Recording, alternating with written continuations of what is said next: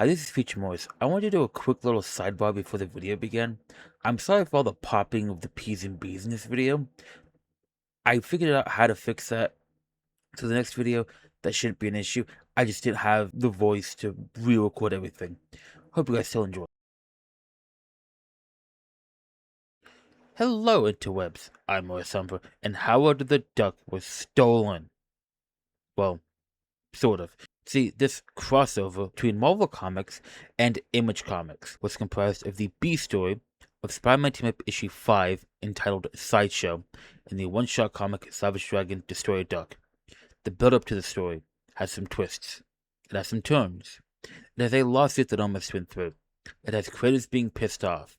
And it even has a small, albeit brief return to form. So sit back and relax as I take you on a trip through some comic book history and review this two-part unofficial crossover that led to Howard the Duck being stolen. But first, a word from our sponsor.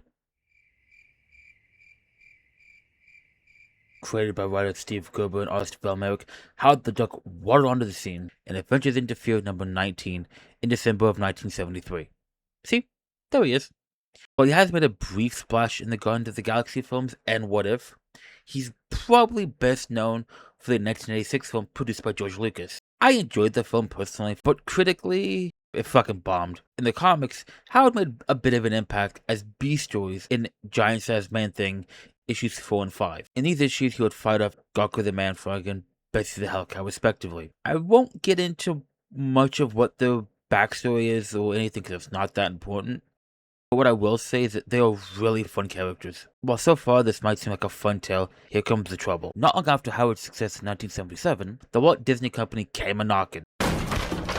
They threatened to sue Marvel over the fact that the sarcastic, foul-mouthed, cigar-smoking duck borderline kinda looked...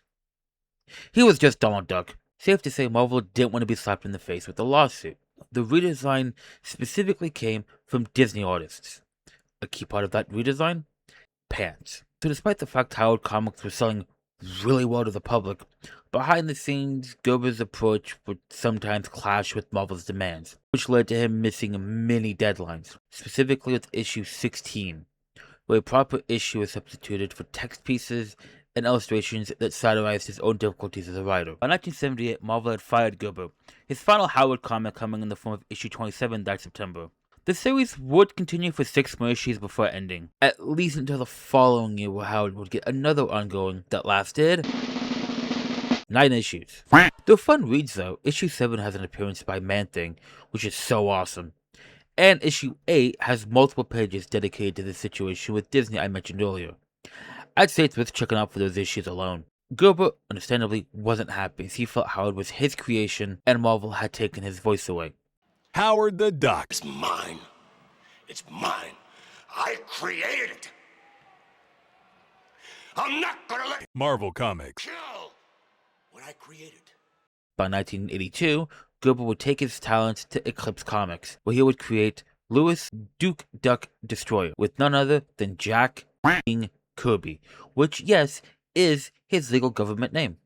I'll wait to discuss this more because it's brought up during the one-shot and it'll probably be a good time to mention it then. So let's move on to the glorious year of 1995. In this year, I wasn't born yet. O.J. Simpson went on trial and somehow was not found guilty.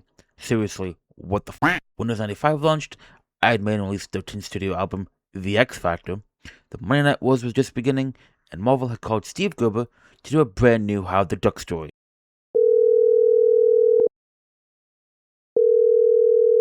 Hey Steve, sorry for what we did to you all those years ago. Wanna do a new Howard the Duck comic? Go f yourself. I imagine it went this way because Steve was still probably pissed at Marvel. Plus, over at Image, he was set to work on his own story, Savage Dragon Destroy a Duck, with Eric Larson, who himself not only was a founder of Image, also worked at Marvel and Spider-Man.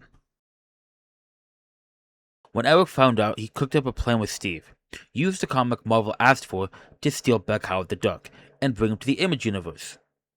So, Steve called Marvel back and agreed to it. And now with all that out of the way, what happened in the stories themselves, you may ask?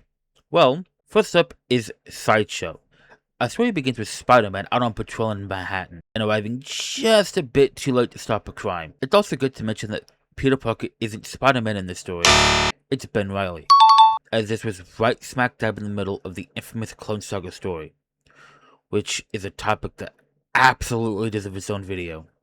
We see among the police, bystanders, and member of the press is none other than Peter himself. We move on to the apartment of Maynard T-Bolt, aka Ringmaster, who watches the scene unfold from his window. He gets a knock on the door and goes to check on him. He's met by Ralph, aka Elf with the Gun.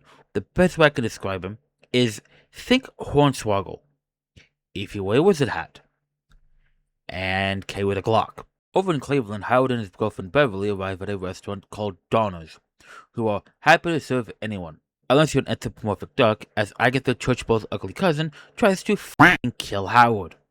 She does have a name, it's Selma, aka Kidney Lady. Beverly grabs Howard to pull him away, but not before he gets one last jab in, and it's unfiltered, foul-mouthed like this that makes me love this character. After the two leave and decide on ditching the movies for something else, Beverly points out a circus is in town, one presented by none other than Ralph. We then transition to Sunspot Hill Fairgrounds, where Ralph is talking to the circus of crime. All of whom are shit-talking, so he proceeds to shoot everyone like he's Amanda Waller during the third act of 2016 Suicide Squad. Except in this case, he keeps one person alive, that being Princess Python. And just to show off how powerful he is, he pulls the bullets out of the circus of crime back into his gun, thus restoring them to life. So we see Howard and Beverly arrive at the fairgrounds and they have a look around. They come across a sign, and Howard isn't even upset that the show isn't tonight. It's the fact that whoever wrote this couldn't spell the two-word syllable tonight correctly. Howard, Beverly, Peter, and Ben all have a fun chat for a little bit before going inside the warehouse, where a big brawl breaks out. And I'll do side-by-sides of this later when I'm reviewing the second half of the story. The events mostly play out the same, and I think it's really cool seeing the events from two different angles. So after a bit of a scuffle, everyone makes their exits. Peter, Beverly, and Howard get to the airport where they say their goodbyes. Howard asks a question that is on everyone's mind: who didn't know there was a part 2 to the story? What's up with that sitar, and just who was that big green cop? Let's find out as we now focus on Savage Dragon, Destroy a Duck. Our story begins on a talk show where Jerry Rivers is interviewing Mr. Boyle, where the latter objects to being called a freak and tells Jerry that they mean no harm to people. Take a look at Boyle. Would you look at that? He has a sitar. So that is one of Howard's questions answered. The conversation is cut short when this officer gets xenomorphed through the f***ing mouth by the Needle Nose or one of these freaks. His name? It's creative. His name's Needle Nose. I didn't see that one coming. Did you see that coming? I bet you didn't. Needle Nose proceeds to rip off the turban from Mr. Boyle's head, revealing a huge pulsating dome, which he pops with his long-ass needle nose. Savage Dragon is on the scene, and that answers the second question: who was that big green cop? After a brief fight, Dragon breaks off Needle Nose's nose, the motorcycle crashes, and the sitar is cracked. He talks to Officer Alex Wild about it, and they agree to ship it off to an FBI lab. And here comes the big one. The Tortoises and Spacesuit Man, mentioned earlier. Said Spacesuit Man is breaking into a van when the Teenage Mutant Ninja Turtles show up to stop him. You're probably more confused by this crossover. It's because at the time, Image was publishing their own TMNT comics. And holy hell, let me tell you, this is probably the most edgy era of the Turtles, even surpassing the original Mirage run. And I love it. After some fun trash talking, the Turtles beat the shit out of Spacesuit Man. They are exhausted, with none of their attacks having any effect on Spacesuit Man, who ends up trying to kill himself with a jackhammer. It doesn't work, so he tosses it and runs away. He makes his way to Jersey, where we discover this person has been trapped in the suit for years. And it's rather obvious who this is, but we'll get to it when we get to it. The next morning, Dragon and Frank are talking. Frank tells Dragon that he got a package, and he hands him a note from a Ralph. Dragon sits at his desk. Alex walks up to him and jokes if it's a birthday present. And Dragon has a sort of sad response saying he doesn't even know his own birthday. Before anything else can happen, they're called off duty because of a UFO. The maniac driving the UFO is Q. They have a bit of a battle in the UFO with a very topical reference to Jetsons. He grabs his steering wheel and shatters it, causing the UFO to crash land through an elevated railway. The fight ends when Dragon picks up Q and punches him so hard, someone comes flying out. Who is it? Destroyer Duck, of course. At the station, Dragon has a bit of a conversation with Duck, and it's here we learn of the quick backstory. His name being Louis Duck Destroyer, him being from a parallel dimension, arriving here in 1982, which is when his first issue came out. And he mentions a conglomerate called Godcore who appeared throughout issue 1. The company's a jab at Marvel, with their corporate nature and their creators' perception of their business practices.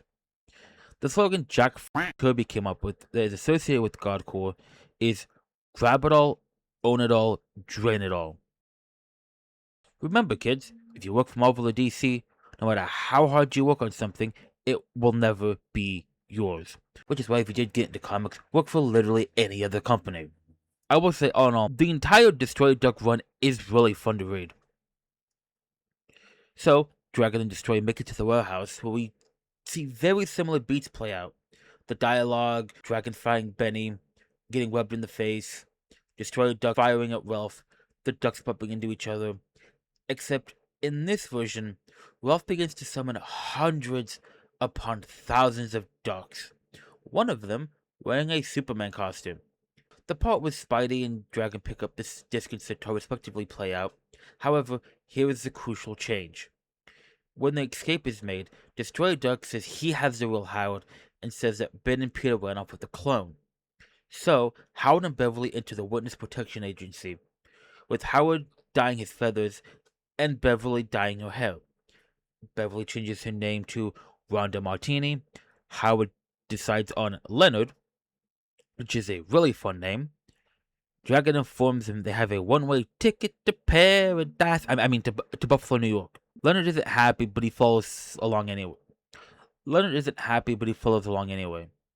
And that is pretty much all of it. That's the unofficial Marvel Image crossover. I had a lot of fun rereading these issues for this video, because I haven't read these in a really long time. I think what I love most is seeing the perspectives from both sides during that warehouse fight. And I guess it's worth mentioning a glaring issue on the cover. Gambit is nowhere in this crossover because his story is the first half of this comic, which is equally as good, just not worth reviewing in this specific video. Now, about the return to form. Steve would later come back to Marvel in 2002 to do a 6-issue miniseries with Howard. Again, Howard in short, it's sad. The comic run would be under the Max label. The label skewed towards adults and was in no way meant for kids. These comics are full of violence and swearing and nudity. You know what? I take that back. These comics are great for kids. Steve Wood unfortunately stopped working at Marvel, but Howard kept getting comics, even to this day. And I think that is amazing that a character like Howard is still going strong all of these years later.